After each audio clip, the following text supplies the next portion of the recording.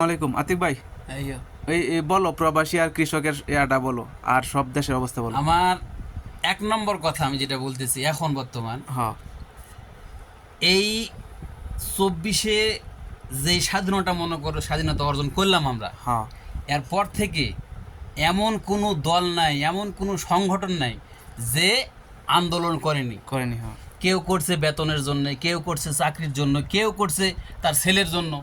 হ্যাঁ তো এমন কোনো দল নাই যে সে আন্দোলন করেনি।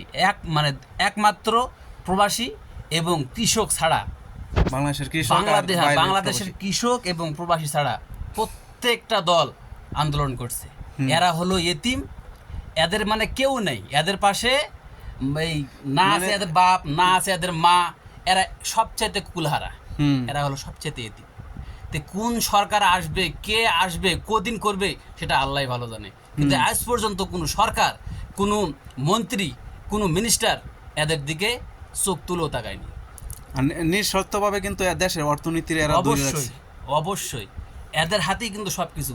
কৃষক যদি না ফেলায় আপনার খাবে কি দেশের সাকাওয়াত লোক? ভাই, আপনার মন্তব্য বলেন। খাবে কি আপনার? একই মন্তব্য?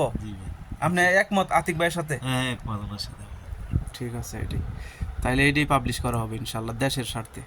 না, এটা প্রত্যেকটা মানুষের, এরপরে এই যে প্রত্যেকটা মানুষই চায়। ইন্ডিয়ান রর ব্যাপারে বলো না কেরে, ইন্ডিয়ান র যে বাংলাদেশের উপরে, বাংলাদেশের ভিতরে যে বিভিন্ন এগুলো তো সব কিছুর নিয়ন্ত্রণকারী হলো একটা সরকার। যেভাবে বলবে, যেভাবে ছক আঁকাবে, একটা দেশের রাজনীতি সেভাবে চলবে। এখন মনে করেন এই যে বর্তমান যে সেনাবাহিনী আছে, সেনাবাহিনী যদি ইচ্ছা করে একদিন লাগবে দেশটাকে ঠিক করতে, একদিন 24 ঘন্টা। কারণ মানে এরা যে ইন্ডিয়ান দালালি করে, এখন এই দালালির কি করার দরকার? এটা কই যে ফাঁসিতে ঝুলানির দরকার নেই। এটাতে তো মনে করেন আইনের আওতায় ছাড়া তো কোনো কিছুই ভাবে, অবৈধভাবে কোনো কিছুই করা যাবে না। আপনি যেই হন, আগে আপনার বিচার হতে হবে।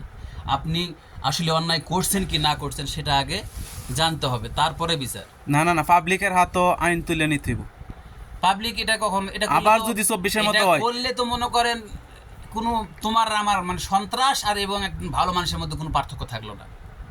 তাদেরকে অবশ্যই তাদের আইনের আওতায় আনতে হবে। আইনের আওতায় আনতে হবে, অবশ্যই অবশ্যই, এতে কোনো সন্দেহ নেই। আর এটা ছাড়া কখনোই সম্ভব না। আপনি যদি মনে করেন যে তারা এই গণপিটুনি দিয়ে মেরে ফেলবো, তাহলে মনে করেন তাহলে যেই স্বৈরাচার অন্যায় ছিল, তো শেষ হইতো না। যে স্বৈরাচারটা ছিল, তুমিও ওই স্বৈরাচারই করলেন, এক কথা শেষ। কারণ তোমার তখন ধরবে জনগণ যে তুমি কি করছো, তুমিও তো অমুকরে বাইরে পিটে মারছো। যেরকম বর্তমান পাথর দিয়ে পিটে মারলো একজনকে, এটা কি করছে? সে যদি অপরাধ হয়, সে যদি অপরাধ করেও থাকে, তারপরও তাকে পিটিয়ে মারা এভাবে কোনো মতেই ঠিক না।